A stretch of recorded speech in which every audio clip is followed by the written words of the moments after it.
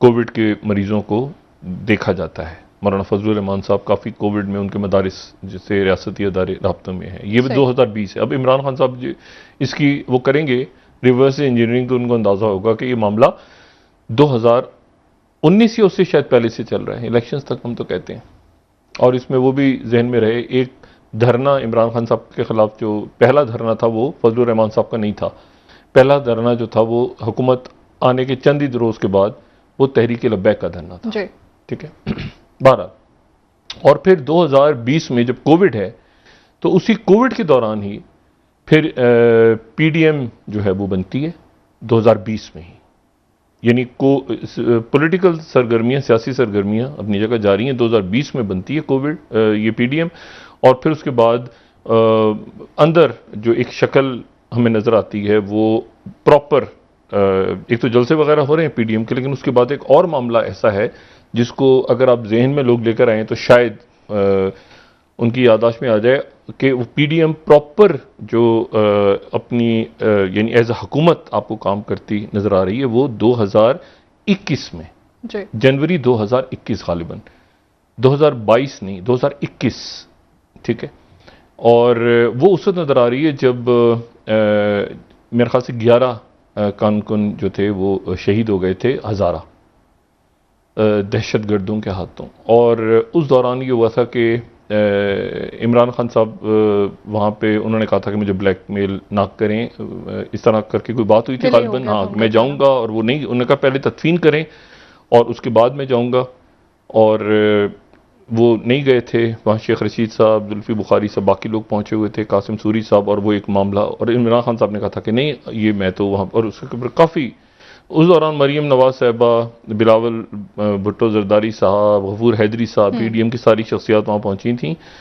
तो वो उस वक्त एक राब्ते बहाल थे। ठीक है ना। तो वो और इमरान खान साहब उसके बाद गए थे जब तदफीन हो गई थी शोधा की, तो इमरान खान साहब उसके बाद गए थे। और वो मेरे ख्याल से 5-6 रोज़ या इस तरह से वहाँ पे मुजाहरे भी लोग सिट इन दे दिया था, और यहाँ पर भी। लेकिन फिर वो मामला जो है वो, लेकिन वहाँ से यानी इमरान खान साहब का जो मामला इस्टेब्लिशमेंट के साथ है वो पहले से एक तनाव है।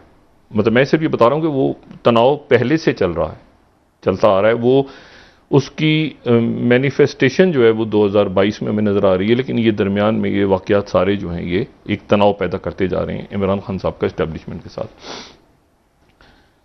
अच्छा, बहरहाल तो अब इसमें इशू ये है कि अब अच्छा वो तनाव इस कदर शदीद हो गया उसके बाद जब हुकूमत इमरान खान साहब की गई, और उसके बाद फिर जाहिर है कि इमरान खान साहब तो उसमें नहीं थे कि कोई बड़ी तहरीक चलेगी। पब्लिक सड़कों पे निकली, लोग निकले पूरी दुनिया में। फिर इमरान खान साहब के जलसे हुए, इलेक्शंस हुए कई सीटों पे, बहुत कुछ होता रहा पिछला 1 साल, और उसमें कोई इस्तेकाम नहीं आया, इस्तेकाम नहीं आ सका।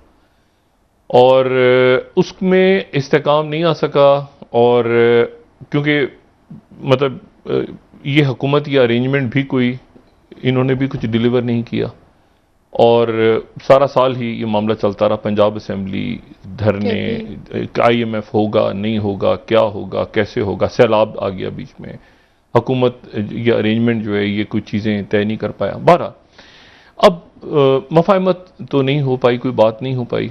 और इसमें मुझे ये नहीं इल्म कि ये जो लोग मौजूद हैं 172 अरकान चाहिए शहबाज शरीफ साहब को इत्तेमाद का वोट लेने के लिए।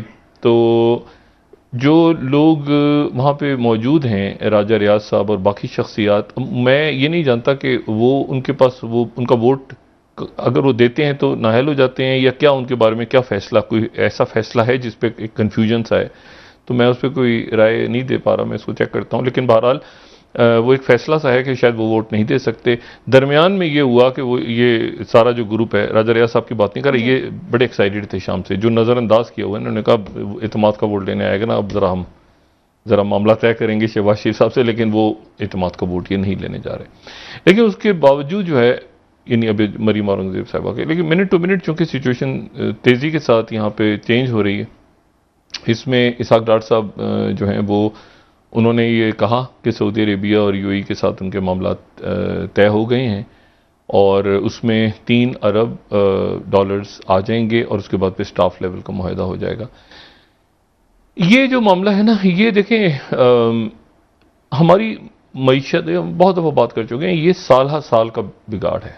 इंपोर्ट्स के ऊपर पाबंदी है जिसकी वजह से फैक्ट्रीज काम करना बंद कर रही हैं, और IMF अभी इतनी एक गैर यकीनी की कैफियत है कि उसमें मतलब सऊदी अरेबिया ऑलरेडी, ये फ़र्ज़ करें आ जाते हैं, अभी तक ज़ाहिर है इसाक डार साहब ने कहा है तो आ जाएं, उम्मीद करते हैं, फिर उसके बाद स्टाफ लेवल होगा।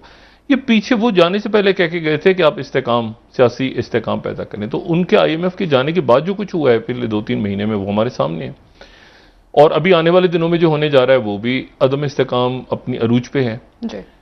इस दौरान मईशत जो है ना वो कहीं साइड पे चली गई है, क्योंकि उसकी वजह ये है सारी कि इलेक्शंस 14 मई या ईद उल अज़हा के बाद या ईद उल अज़हा से पहले या अगस्त, या मतलब एक ऐसा मामला है पूरी रियासत फंसी हुई है। तो देखते हैं कि ये कहाँ पे जाके अब सुप्रीम कोर्ट ऑफ पाकिस्तान की जो जजमेंट है वो किस तरह इंप्लीमेंट करवाते हैं।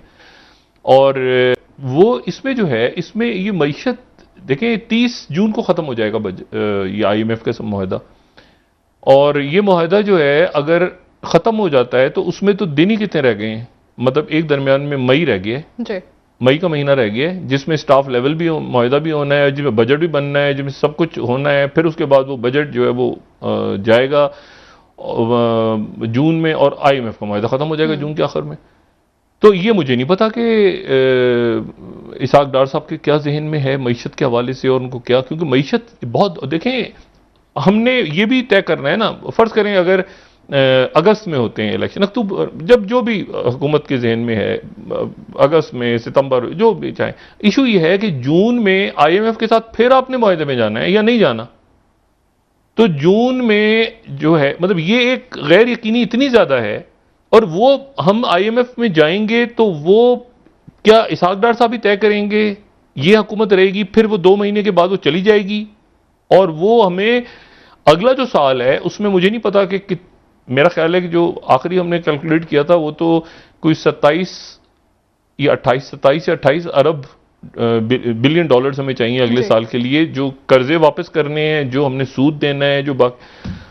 तो इसमें अब स्टाफ लेवल मुआहदा अगर मई में होगा तो बोर्ड कब होगा, बोर्ड लेवल पे कब होगा मामला, और फिर उसके बाद जो है वो ये जो पीछे गैर यकीनी है, ये मई में इलेक्शन, ये जो इशू छिड़ा हुआ है अदालतों के हवाले से, तो ये तो देखिए ना, मैंने कल भी बात की थी, मैं दोबारा कह रहा हूं कि इमरान खान साहब अब साइड पे हैं।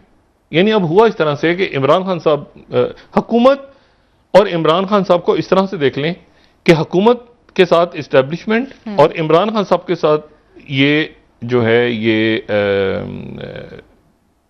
सुप्रीम कोर्ट का जो तकसीम है, तो एक अगर हम उनको माने, जो कहते हुए हमें अच्छा नहीं लगता, लेकिन वो तकसीम का एक साइड जो है जिनमें चीफ जस्टिस साहब, वो इमरान खान साहब के साथ।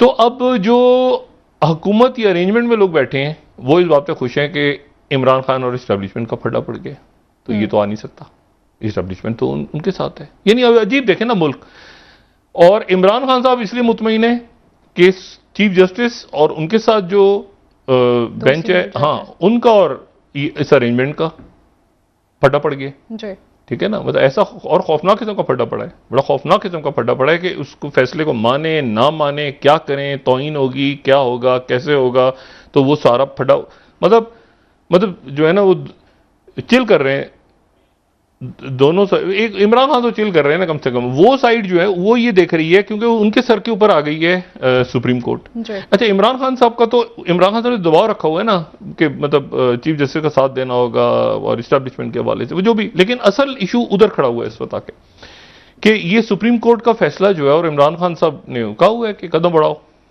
सुप्रीम कोर्ट हम तुम्हारे साथ हैं, ये जो इस हवाले से, और ये बिल जो एक्ट बना है ये भी बना है, नहीं बना ये भी क्लियर हो जाएगा कल जब अगले हफ्ते की लिस्ट वगैरह सामने आएगी।